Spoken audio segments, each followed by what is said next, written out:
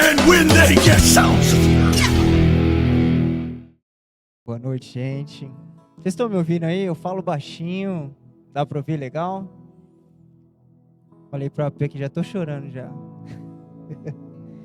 O Senhor é muito bom. As nossas vidas, ela é marcada por fases. Existe a fase que eu chamo do bloco do eu sozinho, sabe? Aquela fase que você está conhecendo o mundo, está conhecendo a vida, não conheceu ninguém ainda, então você está nessa jornada sozinho. E a forma de você ver as coisas nessa fase da vida é uma. Mas então chega um momento que você conhece alguém. E o Senhor, Ele começa a cumprir uma parte da sua palavra na nossa vida. Que é quando nós nos tornamos decidimos casar, formar uma família. Então já não é a jornada do eu sozinho. Já é a jornada onde nós nos tornamos mas com alguém.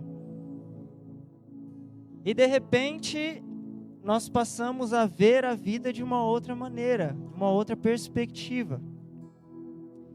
E o que eu estou querendo dizer com tudo isso é que, bom, acho que a maioria sabe que eu sou pai de muitos filhos, amém?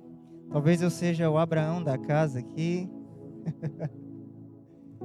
E uma das coisas que Deus me ensinou é que a nossa vida como filho, ela tem uma perspectiva e ela muda drasticamente quando você se torna pai.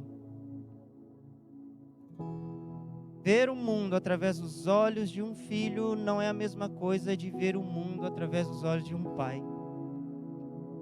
Uma das primeiras coisas que a gente aprende é que nada é mais para mim, tudo é para eles. E desde ontem eu tenho recebido assim presentes maravilhosos dos meus filhos. Eles são bem espontâneos. Ontem eu tive um show ao vivo no quarto. Tive uma carta que a minha filha fez com a amiguinha dela da escola, que perdeu seu papai logo cedo e agora está me adotando. E é uma menina linda.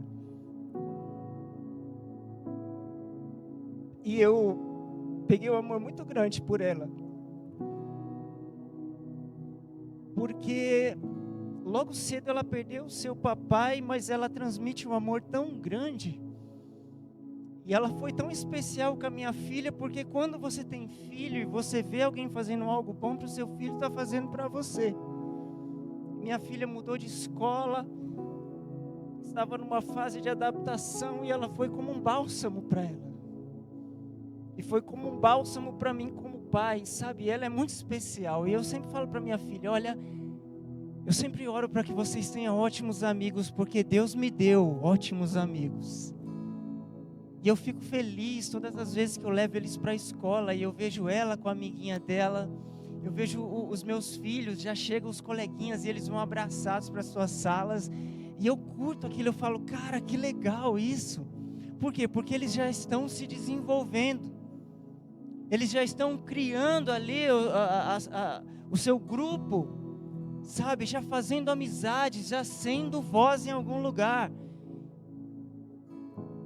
E o Senhor, Ele começou a ministrar no meu coração exatamente isso. Através dos seus filhos, eu vou te ensinar a ver o mundo como eu vejo. O Pai me disse isso. Porque até então você via o mundo como filho. E às vezes, para quem ainda não é pai, aprenda a ser filho. Quem é bom filho vai ser um grande pai. Às vezes o Senhor não permitiu, ainda nós não entramos nessa fase da nossa vida, porque o Senhor está nos desenvolvendo como filhos. E o conselho é, seja um ótimo filho, então você será um ótimo pai. E os meus filhos me ensinam muito, aquelas cartas, aqueles desenhos, a P já recebeu, sabe como é que é? Não sei, mexe comigo, sabe? Mexe demais. E às vezes eles querem fazer uma surpresa, mas eu já sei, já vi. Mas eu como um pai cheio de amor, eu me deixo surpreender por aquilo que eu já sei. E é assim que é o nosso pai. Ele já sabe a música que a gente vai cantar. Ele já sabe o que a gente vai ministrar. Ele já sabe o que você vai orar ou o que você não vai orar. Ele já sabe. Ele já sabe o que vamos entregar, mas ele, por amor e bondade, ele se deixa ser surpreendido. Entende? Uau! Essa é a forma de Deus. E por que eu estou falando isso? Porque quando nós olhamos para Yeshua, talvez a gente fique preso num olhar místico. Mas Yeshua, ele era e ele é a expressão exata de quem o Pai é. 100% Deus, a natureza de Deus, mas Yeshua também foi 100% homem. E ele passou pelas mesmas privações e perdas que nós passamos. E os evangelhos dizem que, em um dado momento, Yeshua ali no seu bar mitzvah, eles descem até a cidade de Jerusalém. E depois de 3 dias de festa, seus pais estão voltando para a cidade e se dão conta que Yeshua não está entre eles. Então eles, desesperados, começam a procurar o menino. Cadê esse menino? Volta para a cidade. E diz que na cidade eles veem ele discutindo com os doutores da lei, a Torá. E diz que os homens ficavam maravilhados com aquilo que aquele menino estava dizendo.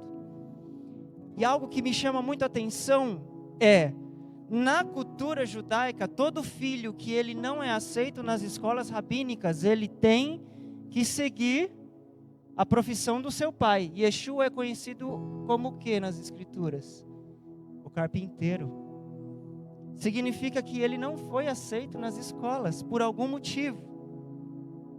E aonde ele aprendeu isso? Então aonde ele aprendeu, onde ele foi desenvolvido?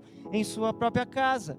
Eu acredito que José e Maria, eles utilizaram todos os seus recursos para investir. Primeiro, para que o Yeshua ele pudesse aprender a ler. E eles ali na sua força, talvez com o que tinha ou com aquilo que não tinha, eles precisavam investir na educação do seu filho. Por quê? Porque eles sabiam que ele tinha um propósito nessa terra. E talvez, eu imagino que por honrar esse propósito do Senhor, do Pai dos céus com seu filho que estava na terra, talvez eles possam ter passado necessidades muitas vezes, para que Yeshua pudesse ter a instrução exata, porque isso ia cooperar com aquilo que ele era, 100% homem. As escrituras elas não nos dizem, mas Yeshua ele perdeu o seu pai logo cedo. Agora irmãos, olha para mim. Imagina aquele que é o autor da vida não podendo ressuscitar o seu próprio pai. Eu tenho amigos que não têm mais os seus pais, e só quem perdeu o seu pai sabe a dificuldade que é. Imagina Yeshua ali crescendo, instruído, e tem um livro que eu gosto muito que se chama O Jesus que eu não conhecia, do Philip Yancey. Que ele diz assim, que toda criança ali na cidade que Yeshua cresceu, de origem duvidosa, ou seja, quando os rumores diziam, olha, aquele pai não é o pai verdadeiro, diz que essa criança, ela não era bem vista onde morava, e ela não era aceita pelas outras crianças, porque os seus pais não deixavam. Então imagina o filho crescendo sem grandes amigos. E José, como um bom pai, dizendo, não filho, vem cá, você não foi aceito na escola rabínica, eu vou te ensinar, eu vou aprender, eu vou investir. Filho, não tem problema, você não tem amigos, mas eu sou a sua mãe, nós somos os seus amigos, estamos aqui com você, estou aqui com você. E ensinando ele passo a passo, olha, por quê? Porque na nossa jornada, a paternidade ela é fundamental, para que a gente deixe de ser meninos imaturos e nós nos tornemos ruios, filhos preparados. E os evangelhos nos mostram que, embora eles tenham se preocupado, diz que Maria guardou no seu coração, porque a resposta de Yeshua talvez valeu todo o investimento de José. Vocês não sabem que eu estou aqui cuidando das coisas do meu pai? Essa declaração é muito forte, porque ele já tinha consciência de propósito. Às vezes nós olhamos aquele Jesus místico que já sabia de tudo, que já andava sobre as águas desde pequenininho, já ressuscitava passarinho. Meu irmão, 100% homem. Ele dormia, ele comia, ele sorria, ele chorava. Passava frio, passava calor, tinha necessidade. Ele viveu tudo aquilo que talvez a gente ainda não viveu, ainda vai viver. Para quê? Para que a gente lembre das suas próprias palavras, quando ele disse: não temas, porque eu venci o mundo. E foi desde pequeno, eu não nasci grande como Adão, eu passei por todos os processos. E eu passei por todos os processos como homem, para que vocês também possam passar. Olhem para mim. E quando eu olho para isso, eu imagino que foi uma dor muito grande, porque a primeira dor que Yeshua precisou lidar foi a perda do seu pai. Imagina o autor da vida não podendo dizer para a morte: você não vai entrar e levá-lo. Imagina o autor da vida olhando o seu pai se desvanecer e ele não poder dizer para a morte que se ele dissesse ela ia se sujeitar. Amém ou não amém? Vocês acreditam que se ele dissesse não vai morrer, vai ficar? Mas ele não podia fazê-lo, por quê? Porque existia um processo. Yeshua precisava aprender a ser filho. Porque a sua missão estava ligada exatamente a ser um filho. A ter uma mensagem de um filho. Que precisava ensinar outros filhos a se reconciliar com seu pai. Quando nós olhamos para os evangelhos, nós entendemos que a cerne da mensagem de Yeshua é: nós vamos fazer um caminho de volta para o nosso Pai. E é com base nisso que eu queria primeiro ler um texto com vocês em João, capítulo 17, a partir do verso 3.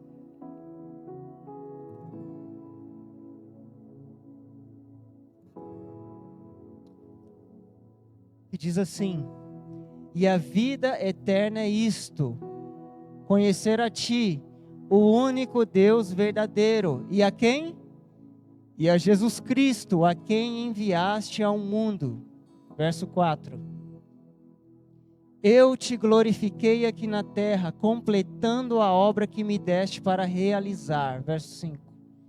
Agora, Pai, glorifica-me e leva-me para junto de Ti, para a glória que tive ao Teu lado antes do princípio do mundo. Essa foi uma oração sacerdotal que Yeshua fez antes da cruz. E o seu último pedido foi: me leva de volta, Pai. Eu fiz o que tinha que fazer, e a minha glória é voltar para você. E com base nesse entendimento que eu queria compartilhar algumas coisas com vocês sobre a paternidade de Deus. Amém? Uau! A paternidade de Deus.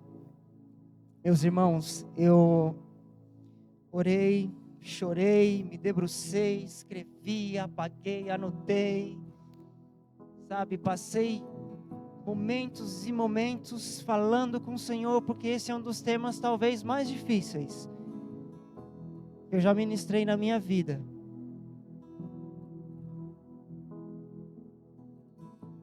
Quando eu comecei a vir para essa casa, o Senhor Ele me deu alguns encargos. E ao longo do tempo, ao se relacionar com vocês, o Senhor Ele vai construindo a mensagem. Como nós temos aprendido aqui, a mensagem, ninguém tem tudo. Nós precisamos um dos outros, amém? E uma das coisas que o Senhor Ele tem ministrado no meu coração é que nós precisamos entender um pouco mais sobre a paternidade de Deus. Porque às vezes, na nossa vida real, nós mantemos Deus numa caixinha. Muitas vezes, na nossa vida real, nós utilizamos atalhos e dizemos que é Deus, que é o Pai. Meu irmão, posso te dizer uma coisa com plena convicção. Há momentos na nossa vida que o Filho está dizendo: fale com o meu Pai. Fale com o meu Pai. E nós vamos ver ao longo das Escrituras, esse ensinamento que Yeshua nos deixou. Tem coisas que eu vou fazer como seu Senhor. Tem coisas que eu vou fazer como seu irmão mais velho, como seu Salvador. Mas tem coisas que você precisa falar com o meu Pai. Sabe por quê, irmãos? Porque o espírito de orfandade, ela entrou e tem infectado a igreja do Senhor. E por conta da orfandade, muitas igrejas têm deixado de ser do Senhor. Porque o órfão, ele se move por vitrines. Porque o órfão, ele se move por aquilo que vê. O órfão se ofende, o órfão não perdoa, o órfão quer construir, quer fazer o seu nome célebre. E é por isso que ele sempre está procurando referências. E quando nós perdemos, sabe, esse senso de paternidade, qualquer um que se apresentar como nosso pai, nós abraçamos. E Yeshua, nesse processo, uma das primeiras coisas que ele vai fazer é ensinar os seus discípulos que eles têm para onde olhar. É engraçado que quando nós olhamos para o time de Yeshua, é o time mais controverso que tem. Já parou para pensar nisso? Já parou para pensar no time que Yeshua montou? Vamos lembrar de um aqui. Por exemplo, Simão o Zelote. Quem que era um Zelote? O Zelote era um revolucionário que tinha esperança, soberania de Israel. Então, a motivação de Simão era uma conquista armada do império. Não, nós não vamos mais nos submeter a esse império e nós vamos ser os grandes revolucionários. E nós vamos, nem que seja para lutar, matar, nós vamos fazer o que tem que fazer. Esse era um dos caras. Um outro, odiado pelos judeus, Mateus, publicano, cobrador de impostos, era odiado por todos eles. Por quê? Porque eles já tinham a fama, além deles viver uma boa vida, eles já tinham a fama de pegar mais do que devia. E meus irmãos, quando os judeus eles não tinham seus tributos, eles perdiam seus negócios. Eu não tenho para pagar, então o que você tem aí? Você tem quantos barcos? 3 barcos, me dá 2. Mas como eu vou trabalhar com... Se vira, vamos. Você é judeu, você está fazendo isso, eu publicano.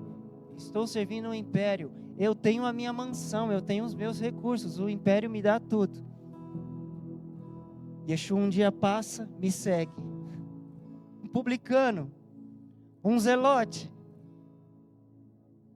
Aí nós vemos Judas Iscariotes. Algumas linhas que diz que Iscariotes não era o sobrenome, mas talvez era uma posição que ele tinha. Iscariotes, ele dá base para a palavra sicário. O que é um sicário? Um mercenário. Então Yeshua chama Judas, alguém que tinha uma motivação também totalmente equivocada. Olha o time de Yeshua. Aí ele então chama Pedro, Tiago, João, que odiava Mateus. Olha, você vai andar comigo agora. Imagina esse time, meus irmãos. Só que tudo isso é reflexo do quê? De uma falta de paternidade.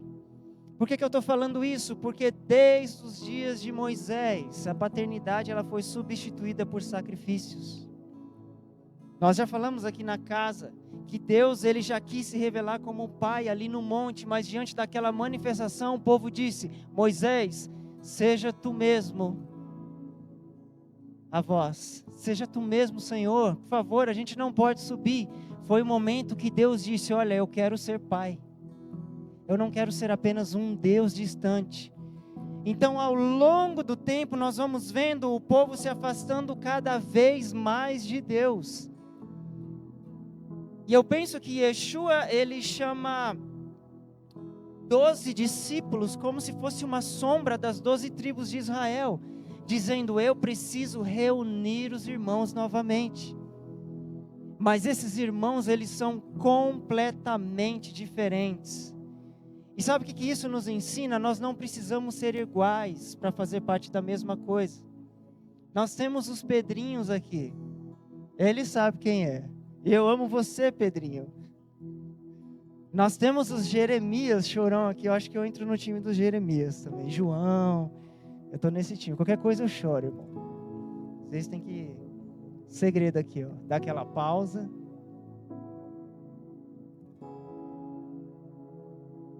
Para quem não entendeu a referência, o Pedrinho é o Faquinha, sabe? O perigoso, aquele esquentadinho.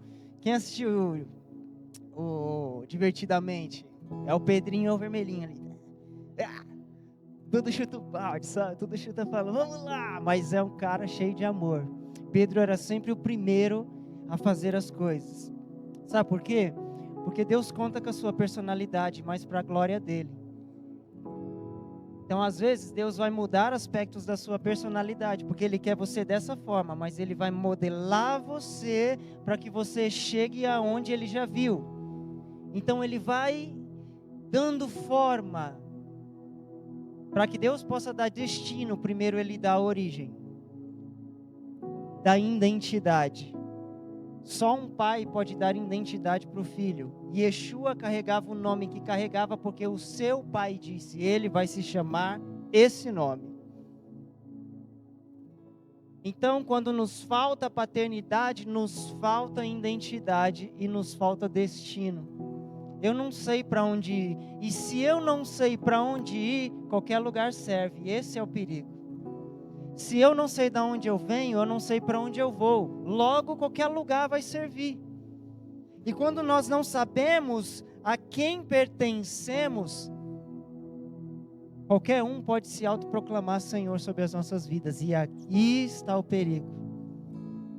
Então, Yeshua, ele começa esse processo pegando homens extremamente difíceis. E as escrituras, os evangelhos nos dão algumas evidências que talvez parte desses discípulos ainda era muito novo, talvez abaixo dos 19 anos de idade. A Bíblia nos dá apenas alguns indícios sobre isso. Talvez não seja isso, mas se ainda for, é muito interessante. Porque imagina Yeshua contando com uma nova geração e trabalhando neles esse processo de filhos imaturos a filhos maduros. Estou dizendo isso porque em alguns dos evangelhos Yeshua chama apenas Pedro para pagar o imposto. E o imposto ele era colocado sobre pessoas acima dos 19 anos de idade. E Yeshua ele começa resolvendo coisas internamente. Por exemplo, os evangelhos nos mostram que os filhos de Zebedeu começa a cogitar uma posição ali andando com Yeshua e diz: olha, nós precisamos falar com o mestre. Tá, mas qual que vai ser a conversa? Nós vamos pedir para o mestre uma cadeira no lado direito e uma cadeira no lado esquerdo aqui, quando ele estiver no reino dele. Aí diz que os dois chegam para Yeshua e faz esse pedido. Só que os evangelhos sinóticos, lá em Mateus, diz que a mãe dos dois é que vai reivindicar essa posição. Então isso nos dá a ideia que não são esses caras velhos barbudos que a gente costuma ver nas séries da vida. Talvez era realmente duas pessoas muito novas que foi reclamar: ô mãe, tem 12, mãe. E só tem 2 cadeiras. E a mãe, então, vamos lá, vamos falar com o mestre. E aí, Yeshua? Tirou nosso filho de casa. Por quê? Porque dentro da cultura, a partir dos 12 anos, a partir do bar mitzvah, sabe, entre 15 até 30 anos de idade, seria uma honra dos filhos saírem de casa para estudar em escolas rabínicas. Mas nenhum deles conseguiu. Então, quando nós vemos Yeshua os chamando em suas próprias profissões, significa que eles foram reprovados nas escolas. Então ele chama, para essa família era uma honra. Uau, vocês foram chamados por um rabino? De onde que ele é? Ah, não sei, me chamou, então vai. Não conseguiu na escola, vamos lá, vamos fazer aqui né?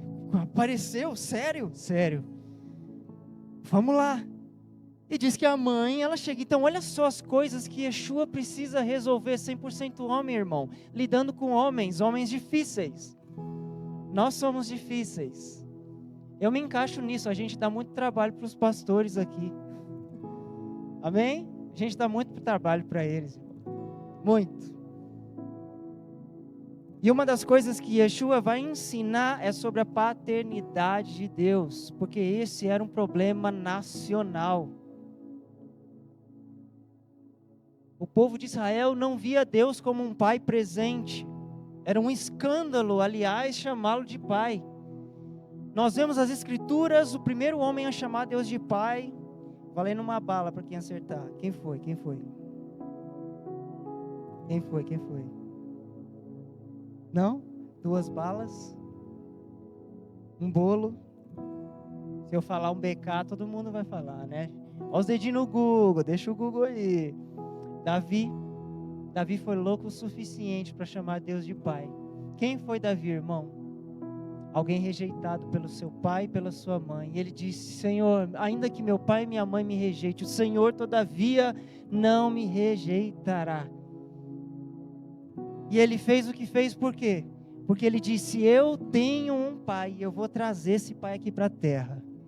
E eu vou edificar algo que vai honrar o nome dele, louvar o nome dele 24 horas por dia, 7 dias por semana. Por quê? Porque enquanto por meio de rituais, por meio de movimentações, de sacrifícios, vocês querem manter ele distante por causa do pecado de vocês, eu vou trazer o meu pai para essa terra.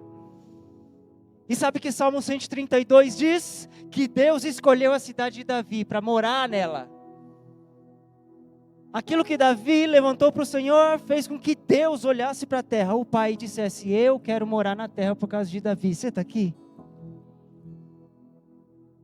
E Davi fez uma coisa que estava no coração de Deus. Ele juntou as 12 tribos novamente, que elas estavam em guerra. Ele juntou os 12 irmãos, eles passaram a andar juntos em nome do Senhor. E ele começa essa movimentação.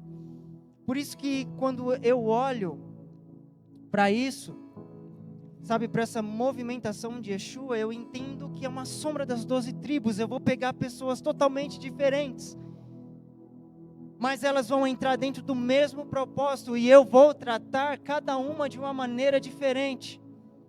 Por quê? Porque eles não têm consciência de paternidade. Eles não têm para onde voltar, e é por isso que eles estão escolhendo caminhos distintos, motivações distintas. Então a primeira coisa que essa jornada até o nosso Pai vai fazer é eliminar as nossas motivações equivocadas, amém? E a gente é cheio delas. Nós somos cheios de motivações equivocadas. Davi teve uma motivação boa, porém muito equivocada. Davi, quando ele começa o seu reinado, a sua prioridade foi: eu vou trazer a presença do meu pai para a cidade. Mas ele não sabia como fazer. E ele foi lá todo motivado: olha, precisa de sacerdote? Precisa, coloca uma roupa de sacerdote aí. Coloca você, vamos lá. Vamos até a cidade, vamos lá pegar a arca. E diz que ele pega a arca. Tá, como que a arca foi Como que levaram a arca para cá? Ah, no carro de bois. Ah, então coloca no carro de bois e vamos lá, o sacerdote tocando música. Vamos lá, estamos aqui fazendo festa. Afinal, estou trazendo a presença de Deus. Eu tive a prioridade que Saul não teve. Saul reinou 40 e poucos anos sem a presença, dizendo para o povo que estava lá, mas não estava. Eu quero a presença. E ele está trazendo aqui. Mas diz que na eira de Nacon, o carro, ele tropeça, e alguém vai lá e tenta segurar a arca para que ela não caísse no chão. Gerou morte. A motivação era boa, mas a movimentação era equivocada. Por quê? Porque a presença de Deus não se traz do jeito dos homens. E o que pode ser o carro de boi hoje? A vitrine. tudo aquilo que a gente coloca, isso é muito sério, irmão. Se nós precisamos de entretenimento para trazer pessoas, nós vamos precisar de entretenimento para mantê-las. Nós precisamos de Cristo. Por que eu estou dizendo isso? Porque se tivesse o nome X ou o nome Y, o artista X ou o artista Y fosse pregar, fazer alguma coisa aqui hoje, tenho certeza que muitos deixariam o papai para estar aqui. Não estou falando daqui, mas pessoas de fora que se movimentam dessa forma. E talvez a casa estaria lotada. Por quê? Porque muitas vezes nós estamos atrás das referências e não de Cristo. Às vezes nós não queremos ouvir Jesus, nós queremos ouvir o cantor da musiquinha que toca no mundo todo. Nós não queremos ouvir Jesus, nós queremos ouvir o profeta X, o apóstolo Y. Nós queremos, não esse, porque esse é certeza, chama esse que é casa cheia. Meu irmão, nós precisamos de Cristo. E Cristo vai nos ensinar algo. Vocês também precisam de um pai, porque esse jeito de se mover é um jeito de órfãos. Ali nos ministrou aqui, qual é a nossa glória? Está ali, ó. Qual é o nosso sucesso? Ali, olha para aquilo ali, ó. Aquele é o nosso sucesso. Aquela é a nossa missão.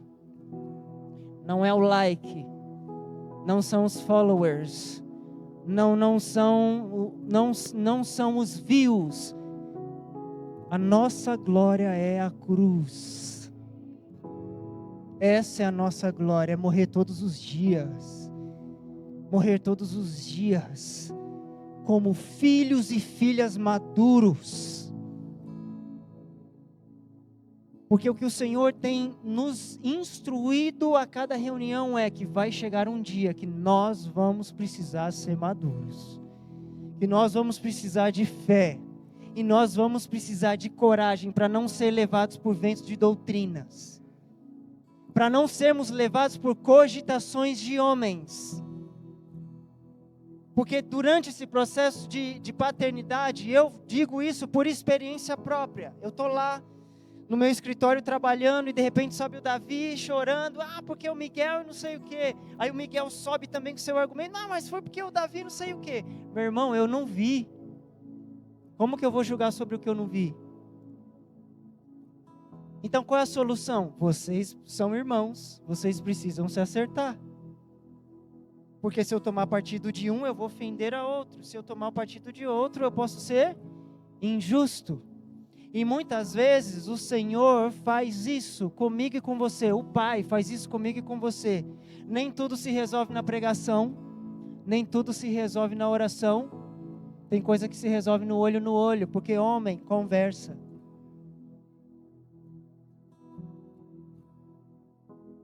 Precisamos ser maduros. Nem tudo se resolve à distância. Por que eu estou dizendo isso? Porque Yeshua montou um time extremamente difícil. E você acha que Pedro não precisou perdoar Mateus? Você acha que Simão não precisou largar a sua faca, a sua habilidade de tirar vidas para seguir a Cristo? E muitas vezes ter que se rebaixar, se submeter? E é isso que o Pai nos ensina. E é isso que Yeshua estava falando. Vocês têm um Pai. Vocês precisam se submeter. Como nós fomos instruídos aqui pelo Neto. Moisés tinha um pai. E o pai disse, fale com a rocha. Só que da primeira vez bater funcionou, não funcionou? Mas Deus mudou. Fale com a rocha. Não bata na rocha. Muitas vezes nós precisamos conversar e não bater. Pode funcionar? Pode, mas a gente não vai mais entrar no propósito, irmão. Deus é misericordioso, vamos entrar sim. Será? Será? A escolha é sua, a escolha é minha. Então nós precisamos ser sábios para não sermos levados por correntes de doutrinas, cogitações de homens. Nós precisamos crescer. E Yeshua, ele ensina um princípio muito bom, Em Mateus capítulo 6, do verso 5 ao 7. Estamos juntos? Amém? Está apertando aí? Sim ou não? Amém. Está apertando aqui também, irmão. Vamos juntos. Mateus 6. Eu quero embasar o que eu estou falando sobre a cerne da mensagem de Yeshua. E você que está anotando, anote mesmo. Tem o costume de anotar, amém? Tem o costume de anotar tudo. Às vezes, algumas coisas podem passar desapercebido. Anote.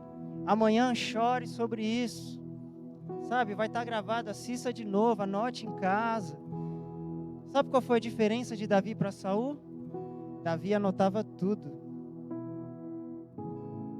Tem alguns salmos de Saul? Hã? Tem salmos de Moisés, salmos de Asaf, Gedutum, de Davi. Por quê? Davi, tudo que ele ouvia eu vou escrever, eu vou registrar. Sei que às vezes é mania de mestre, né, Léo? Tudo anota, tudo, não, porque... Mas anote, irmão. Eu sei que as HDs aí não são tão boas, a minha também não. Amém? Tem coisa que vai passar. E às vezes aquilo que vai passar era aquilo que ia te transformar. Sabia disso? Às vezes aquilo que a gente deixou de anotar é exatamente que ia nos transformar. Porque o que transforma não é o que eu estou falando, é de quem eu estou falando. É Ele que pode me transformar e te transformar. Porque João 1 disse que essa palavra se tornou carne e andou entre os homens. Com o propósito de quê? Trazer iluminação. Mais do que salvar, Yeshua quer ser o nosso Senhor. E nos dar um destino. Qual é o nosso destino? O Pai. E olha só, Mateus capítulo 6, verso 5 ao 7 diz assim: quando orarem, não seja como os hipócritas, que gostam de orar em pé nas sinagogas e nos cantos das praças. Para quê? Para serem vistos pelos outros. Em verdade lhes digo que eles já receberam a sua recompensa. Mas ao orar, entre no seu quarto e fechada a porta, ore a quem? Ore a quem? Que está em secreto. E o seu, que vem em secreto, lhe dará recompensa. E orando, não use vãs repetições, como os gentios, porque eles pensam que por muito falar serão ouvidos. O que Yeshua está instruindo aqui no Sermão da Montanha? Vocês não falam com o meu Pai. O que é que vocês estão reivindicando sobre a realidade de vocês? A primeira coisa que ele está falando isso daqui, presta atenção. O Sermão da Montanha é conhecido como Deuteronômio de Yeshua. Yeshua ele começa a ressignificar a Torá, muito mais pesada do que nos tempos de Moisés. Sabia disso? Vocês sabiam disso? Porque a lei dizia, não matarás. E Yeshua disse, se você sentir raiva do teu irmão, você já matou. Por isso que o espírito de facção, quando ele entra na igreja, ele gera morte, porque os irmãos começam a matar uns aos outros através da sua boca. Que a nossa boca seja para a vida, amém? E é difícil ter boca para a vida, eu falo por experiência própria. Eu tenho irmãos que eu amo e eu falo, Senhor, me converte, Deus, ensina a amar mais. E parece que quanto mais eu peço para o Senhor ensinar a amar, mais o irmão, ele testa o amor. Eu falo, aleluia, o Senhor é muito bom. Mas o que Yeshua, ele começa num processo dizendo, olha para os sacerdotes, tudo é às claras, tudo é nas vitrines, as suas referências estão orando ali na frente de todo mundo, jejuando, e nossa, ele fala, tá, quer fazer algo que gere resultado na sua vida? Se esconda e fale com meu Pai. Yeshua aqui, ele começa a denunciar no Sermão da Montanha a orfandade da nação.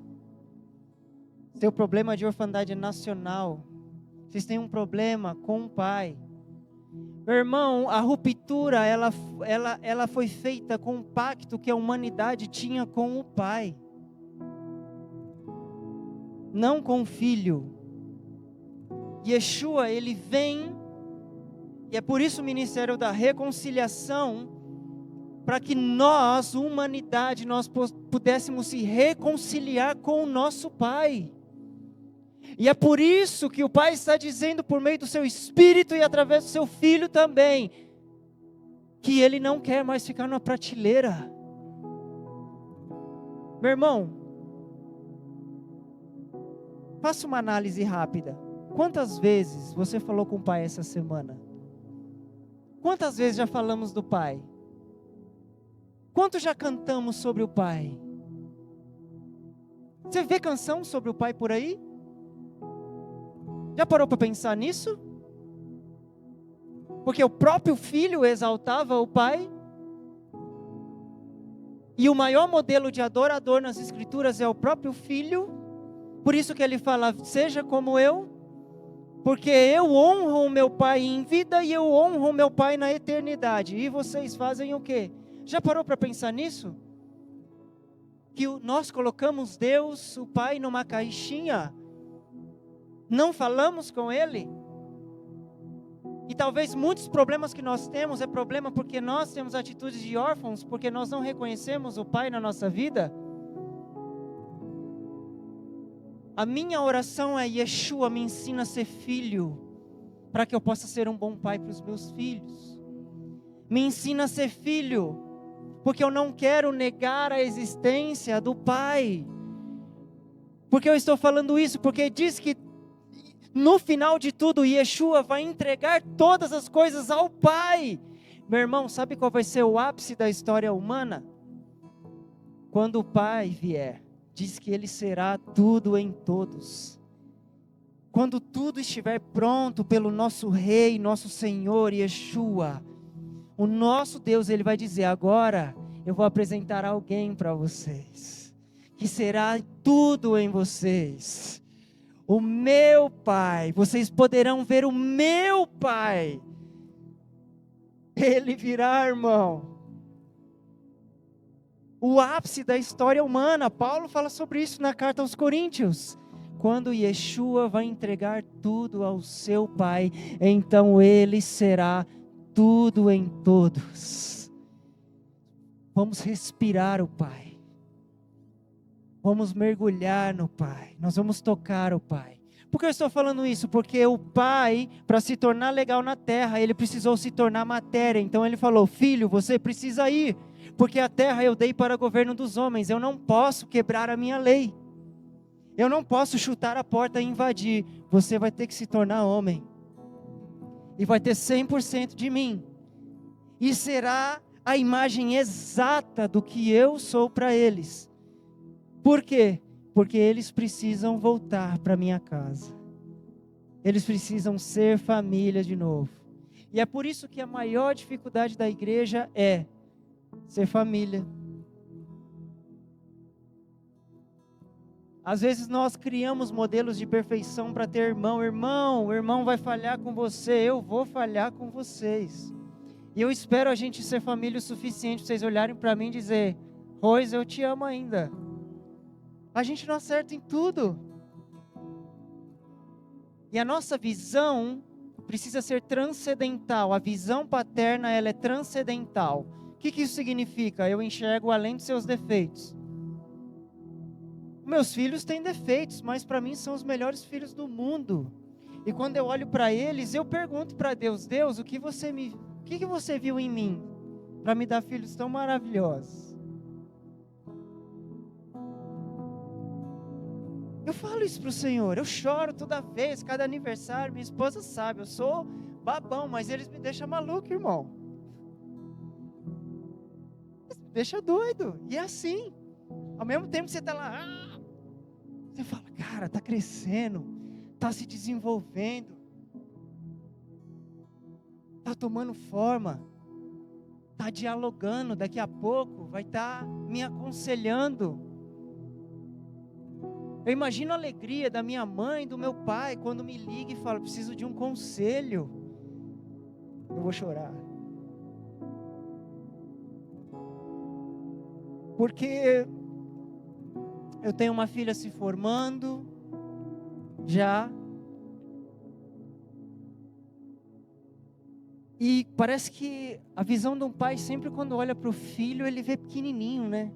O filho pode ter 2 metros. Você vai olhar ali, ó, aquela... Sempre. E é por isso que Yeshua, quando ele olhava... Há momentos no evangelho que ele olha e fala, meus filhinhos, meus pequeninos, não era menosprezando.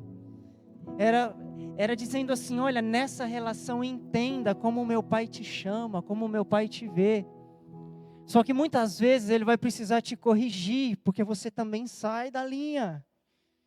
E as escrituras dizem que o pai só corrige a quem ele ama. Isso é paternidade de Deus. Correção dói, irmão. E às vezes me dói ter que chamar a atenção deles, porque às vezes eu preciso ser mais duro do que eu não... necessário. Só que aquilo fica dentro de mim, caraca. Por quê? Por quê? E eu fico assim, sabe? Eu falo,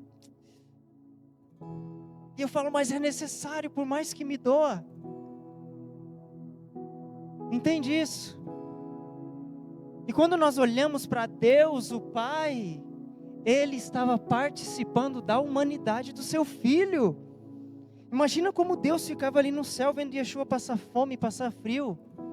Já parou para pensar? Não paramos para pensar. Porque Deus está distante, a gente acha que não, Deus não está nem aí para nada, Deus está lá no alto e sublime trono. Mas o verso seguinte diz, Ele está no alto e sublime trono? Está, mas Ele também está com os quebrantados de coração. E Ele colocou o seu próprio nome no seu Filho, Emanuel, Deus entre os homens. Participando da perda, participando do ganho, participando de tudo. E naquela cruz foi o único momento que o Pai não pôde participar. Porque agora Yeshua estava pegando o que era meu e que era seu, e foi o único momento da vida dele que ele não pôde sentir o Pai. Que a maior dor de Yeshua foi ter que ser rejeitado agora pelo Pai. Imagina o meu filho trazendo o maior sacrifício dele, e eu rejeitá-lo. Não quero, é feio, sai daqui. Sai daqui. Pai, mas me custou tudo, sai. Nesse momento você está sozinho. Por quê? Porque no nosso acordo entre pai e filho, você precisa tomar algo que vai me doer também. Você vai ter que tomar a culpa, o pecado de uma geração que me feriu. E você vai ter que se tornar aquilo que eles se tornaram por um momento. E você não vai me ter nesse momento. Eu imagino Yeshua ali, em João 16, 17, no Getsemane, diz que ele subiu 3 vezes, irmão. Porque na primeira vez que ele sobe, ele fala, Pai, se possível for, passe de mim esse cálice. Contudo, seja feita a sua vontade. Percebe que Yeshua não fala, Deus, que seja feita, Pai, que seja feita a sua vontade. Quando ele desce, os discípulos estão como? Dormindo. Diz que a alma dele é abatida, a alma fere. Ele fala, os caras que eu contava, os meus brothers, os meus irmãos, no momento que eu mais preciso deles, o que eles estão fazendo? Tirando um cochilo. Aí ele diz que ele sobe de novo. Pai, piorou. Eu desci, achei que ia ter um consolo, cheguei lá, os caras estavam dormindo. Sobe, quando desce a mesma coisa, e diz que na terceira vez ele fala, eu entendi. E como que o pai ficou? Em silêncio, porque naquele momento tinha que arder, e o pai não podia fazer nada. Era o acordo. Você vai ter que fazer, filho. Por quê? Porque você se tornou filho maduro. Esse é o momento. E nesse momento ele faz essa oração que nós lemos, Pai.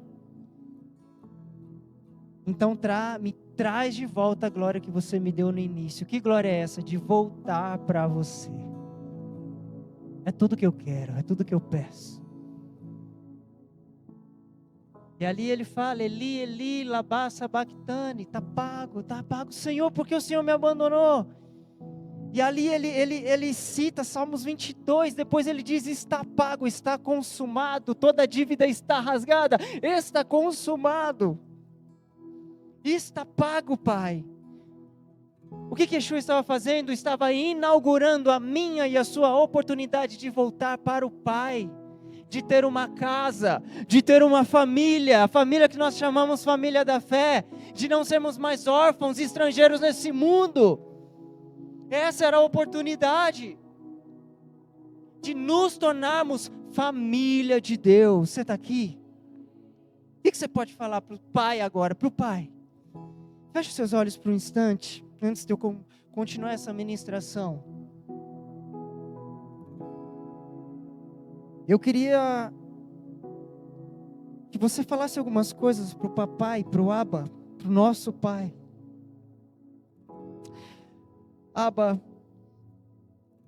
nós não queremos tê-lo como alguém distante.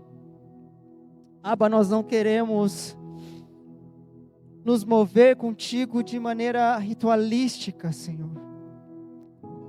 Que os nossos encontros em família, nessa casa, ou nas nossas casas, ou em outros lugares em torno do Seu nome, não seja, Senhor, um ritual.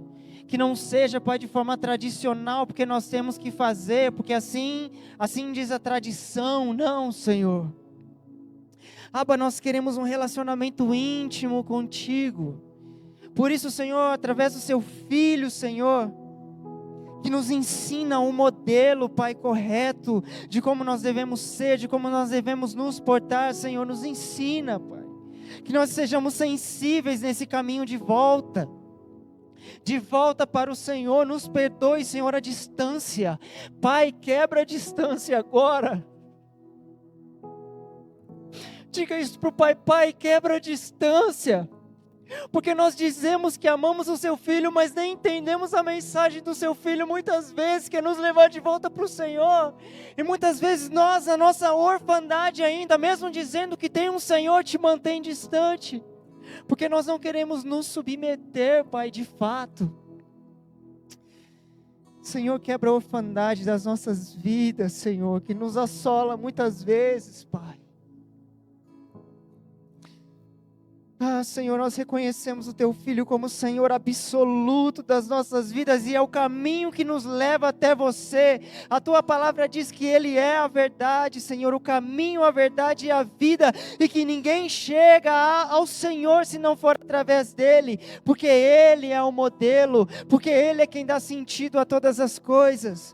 E muitas vezes nós temos negado a eficácia da mensagem do Filho, porque nós queremos te manter longe como um Deus distante. Tu és Deus de perto, Tu não é Deus de longe. Yahweh é o Seu nome, Yahweh, diga o nome do Senhor, Yahweh é o Seu nome.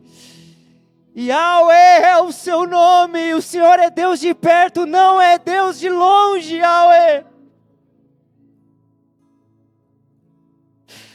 Nós te amamos, Pai. Nos perdoa, Senhor, a distância. Mas eu sei que o Senhor, em sua infinita bondade, está preparando, Senhor, esse dia, Senhor, para remodelar aspectos da nossa vida que só o Senhor pode fazer. Oh, Senhor, nós não queremos colocar, Pai, ninguém no seu lugar, nós não queremos, Senhor. Nós não queremos, Pai.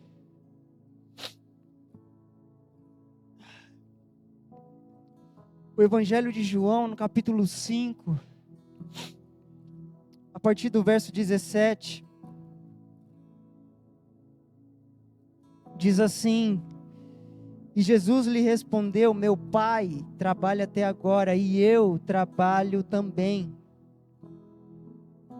Por isso, pois, os judeus ainda procuravam matá-lo, porque não só curava no sábado, como também dizia que Deus era o seu próprio Pai. Olha o escândalo aqui, irmão.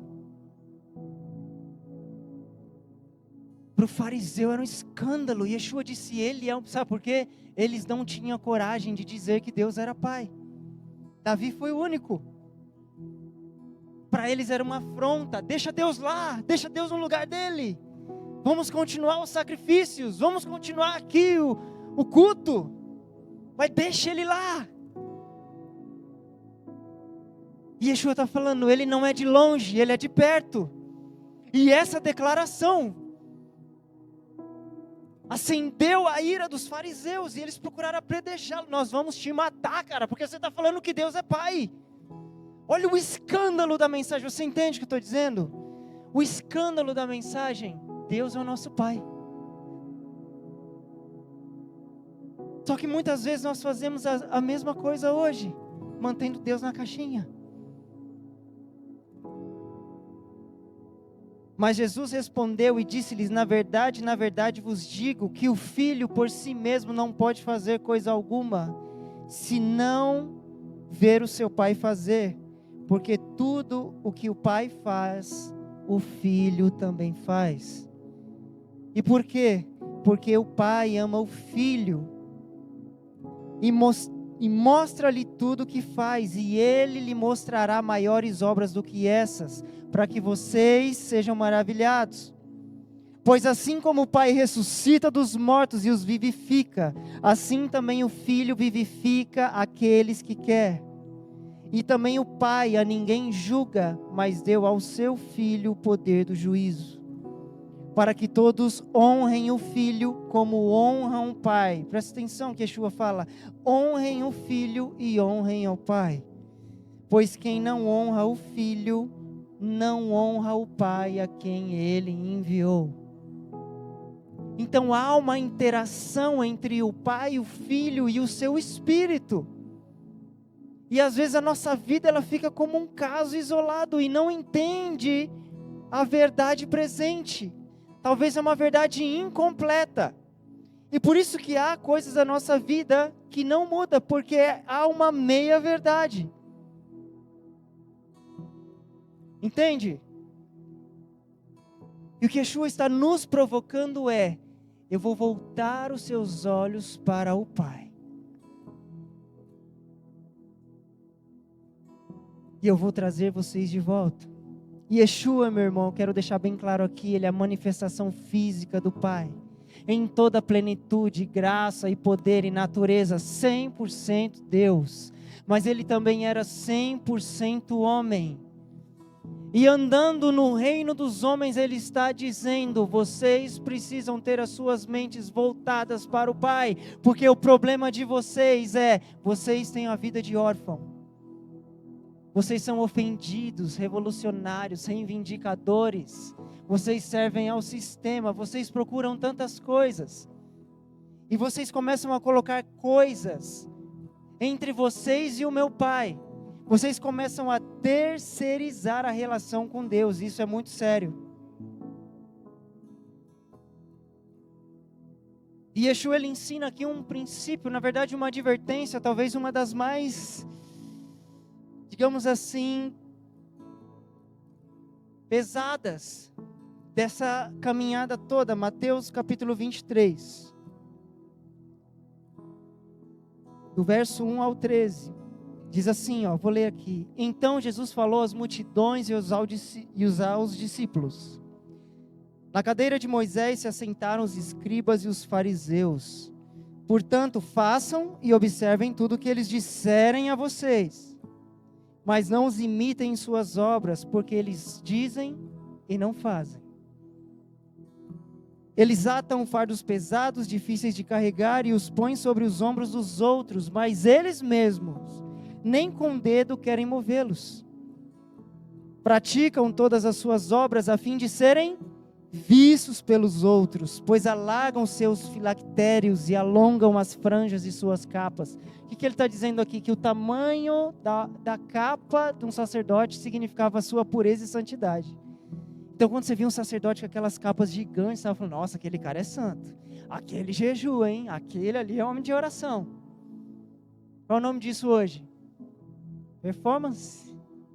Uau, como ele fala, como ele prega, como ele canta, como ele... Vamos lá, ali sim, é Deus sendo medido pelo sucesso. Nós não podemos medir o nível de Deus na nossa vida pelo sucesso, jamais. Por quê? Porque o nosso sucesso é a cruz, e cruz é crescer para baixo. Há momentos que o Senhor vai te elevar para que todos te vejam, mas se você não tiver fundamento, é para a sua própria perdição. É quando Deus nos dá aquilo que a gente pediu tanto e corre o risco de nos perder. Então toma, você chorou tanto, por isso toma. Romanos capítulo 1, eu vou dar exatamente o que vocês querem, mas isso é o juízo. Paulo escrevendo sua carta aos Romanos, você pediu tanto, mas pecou tanto, está fazendo tanto errado, que eu vou entregar vocês aos seus próprios desejos. Vivam então como vocês querem, e esse vai ser o meu juízo. Viva exatamente como você quer. Meu irmão, que perigo. Os meus filhos não vivem do jeito que ele quer, porque se eu deixar, meu irmão, acabou.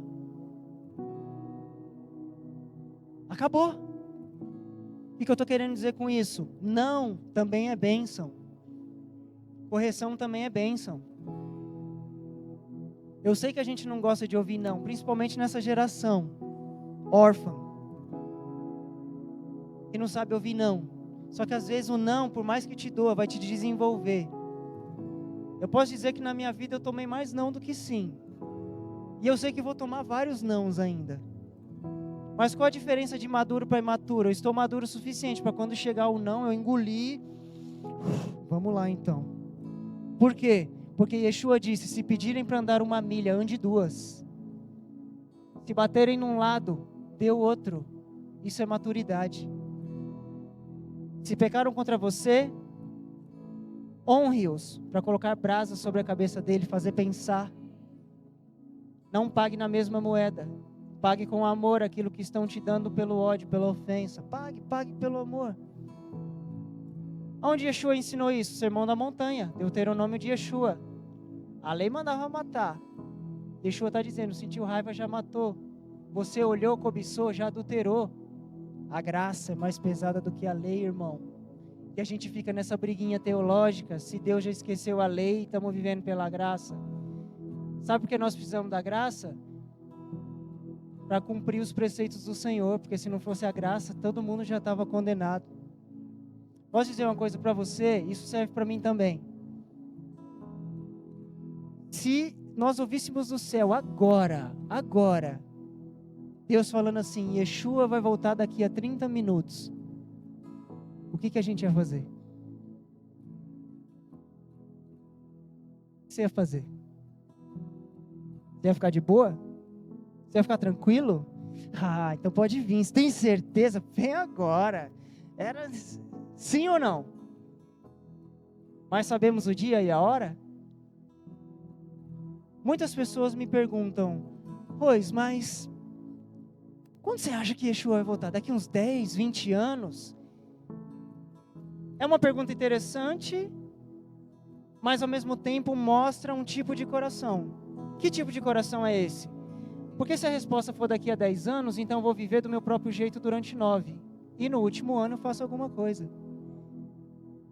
E é por isso que ele disse, quando eu vier, vocês serão pegos de surpresa, se não preservar o óleo.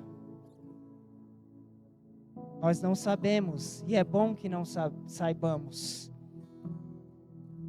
Por que eu estou dizendo isso? Porque Yeshua, ele desenvolveu os discípulos de uma tal maturidade que eles viviam exatamente como se ele fosse voltar no dia seguinte. Havia uma urgência apostólica que nós como igreja perdemos. Perdemos, irmão, a gente faz vários planos, várias coisas. Não é errado planejar, mas contudo que os nossos planos sejam santificados para o Senhor, porque se Ele vier no meio do caminho, estamos prontos para ir com Ele. Só que muitas vezes fazemos planos sem Ele. Por quê? Porque fazemos planos de órfãos.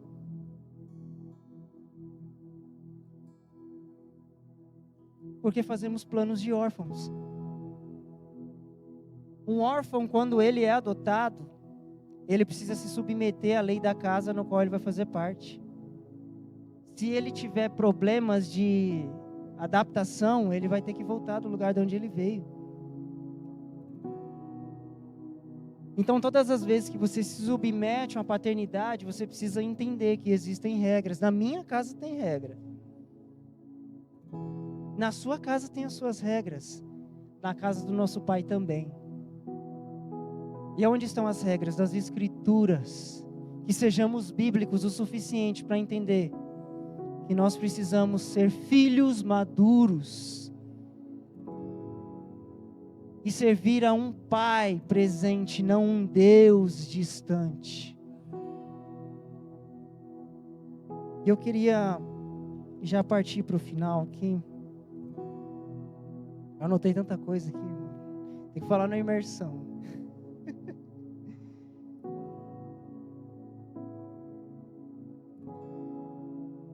João no capítulo 3, quando Yeshua ele começa a se mover ali na cidade, muita coisa começa a acontecer, os cultos começam a esvaziar na sinagoga. Sabia disso? Os cultos começam a se esvaziar. E aí diz que na cidade eles recebem um sacerdote muito conhecido, Nicodemos. Nicodemos era conhecido como o príncipe de Israel, cara top. E ele se preocupa, porque todo mundo começa a seguir Yeshua e tudo aquilo que ele está ensinando, e os sinais e as coisas acontecendo. Então João no capítulo 3 diz que ele vai se encontrar com Yeshua. Primeiro sinal, na calada da noite. Por quê? Porque a reputação veio em primeiro lugar. Eu preciso preservar, então tem que ser escondido. Ok, primeira lição, foi lá. Yeshua, ele ensina algo que é fundamental para nós. E você que está anotando, pode anotar aí, eu coloquei assim, a paternidade de Deus se dá através de um novo nascimento. Quem não nasceu de novo não vai entender sobre paternidade de Deus. Nós precisamos nascer de novo. Por quê? Porque quando nós nascemos de novo, é o Pai que vai nos dar identidade. João 1 é maravilhoso, que diz que quando nós temos essa postura, nós não nascemos mais da carne e sangue, mas de Deus. Sabe o que as Escrituras estão dizendo? Deus muda o seu DNA. Não é mais por vontade humana, mas por vontade de Deus. E ali, João 3, o verso 5, eu vou ler aqui para não se estender muito, diz assim: Jesus respondeu: em verdade, lhe digo que quem não nascer da água e do Espírito não pode entrar no reino de Deus. Porque o que é nascido da carne é carne, o que é nascido do Espírito é Espírito. E olha o que ele diz: não fique admirado por eu dizer, vocês precisam nascer de novo. Porque o vento sopra onde quer.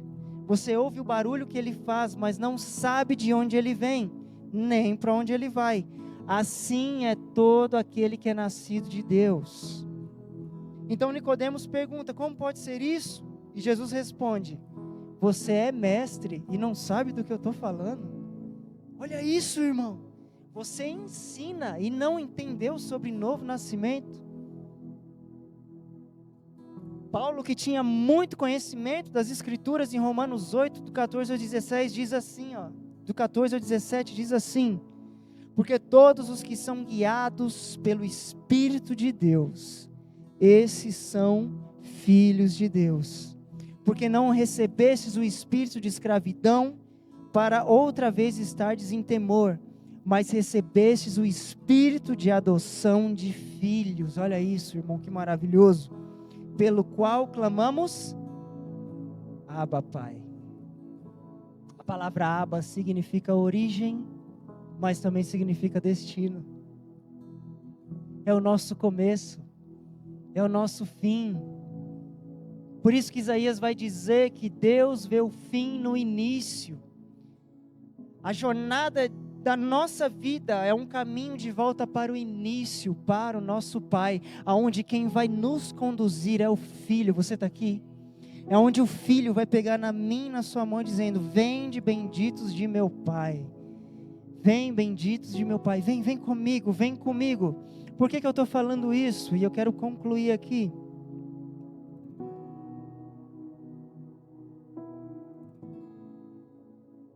Porque Yeshua diz assim, continuando o seu diálogo com Nicodemos: porque Deus amou o mundo de tal maneira que deu seu Filho unigênito, guarda isso aí, que deu seu Filho unigênito para todo aquele que nele crê não pereça, mas tenha a vida eterna. Porque Deus enviou seu Filho ao mundo, não para que condenasse o mundo, mas para que o mundo fosse salvo por ele.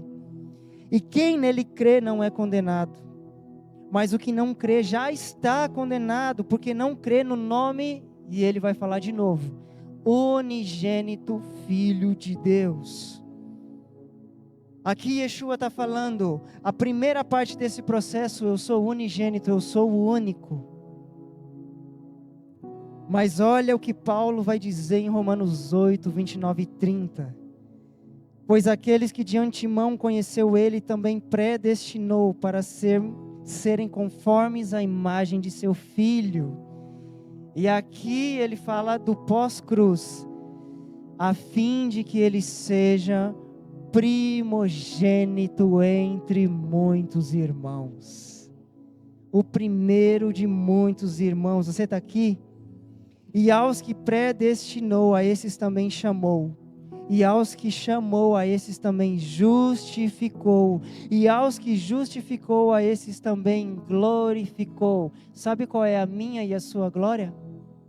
Fazemos parte da família de Deus. Você está aqui? Queria que você ficasse de pé no seu lugar nesse momento. E que nós orássemos ao Senhor sobre isso.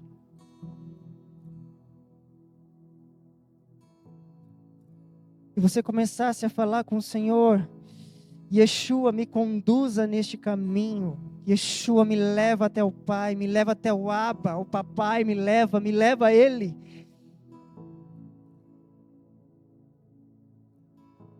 Leva-me, Senhor.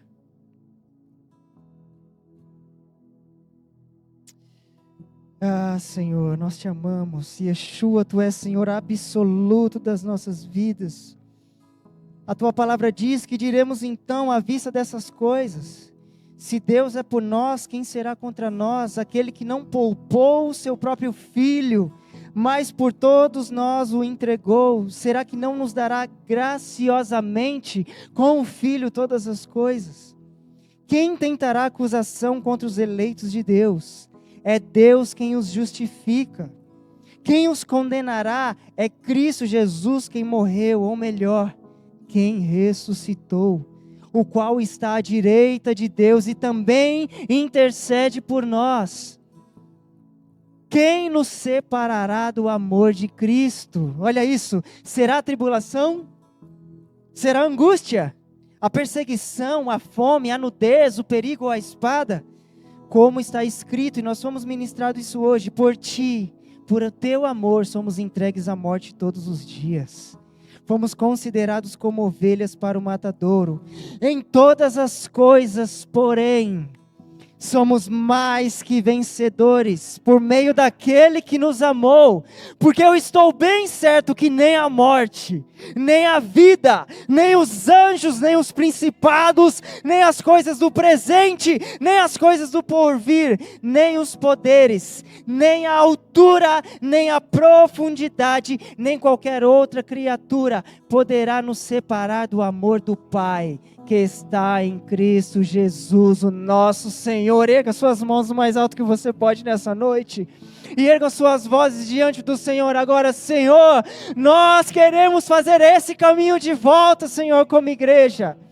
Não sabemos tudo, Senhor, mas nós queremos nos submeter, Pai, nos submeter à Tua palavra, nos submeter ao Teu ensino, Senhor, ao Evangelho de verdade, o Evangelho que nos provoca, ao Evangelho que nos marca. Nós queremos, Senhor, ser marcados. Fere, Senhor, o nosso coração, Pai, fere sim, rasga o nosso coração. Nós queremos ter os nossos corações circuncidados, Pai. Nós queremos rasgar os nossos corações e não as nossas vestes, porque não é por fora, mas é de dentro para fora. Espírito Santo de Deus, começa a ministrar. Espírito Santo de Deus, começa a ministrar agora, Senhor. de dentro para fora. Nós como igreja, Rakandaramassou, Xerekondaramassoriase. Espírito Santo de Deus, começa a falar o nome de Deus, começa a falar os atributos de Deus, onipresente, onisciente, onipotente, justiça, justo, bondade, começa a declarar os atributos de Deus, começa a entregar louvores a Ele agora. Onipresente, onisciente, onipotente, Senhor, Tu és imutável, Tu és justo, Tu és leal, a verdade te pertence, justiça e retidão te pertence.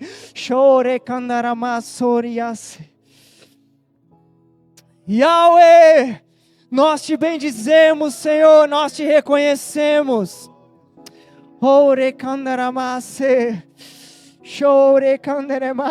Senhor, Tu és bom, Tu és justo, Tu és leal. Senhor, em Ti só há verdade, Senhor, em Ti só há justiça. O Senhor não tem sombras de variações. O Teu Senhor era, o Senhor é e o Senhor há de vir. Sim, Senhor, Tu és o desejado das nações. Nós Te reconhecemos, Pai. Nós te reconhecemos, nós reconhecemos, Senhor, o Filho a quem o Senhor enviaste, nós reconhecemos a ação do Teu Espírito em nossa vida. Começa a falar isso para o Senhor. Espírito Santo, Espírito Santo, nos convença, Senhor, convença-nos, Senhor, Espírito Santo, Espírito Santo, Espírito de Deus, Espírito de Deus, Espírito de Deus, Espírito de Deus, Abba, Abba Pai, Abba Pai. Yahweh, Santo, Santo, Santo, Santo, Santo, Santo é o Seu nome.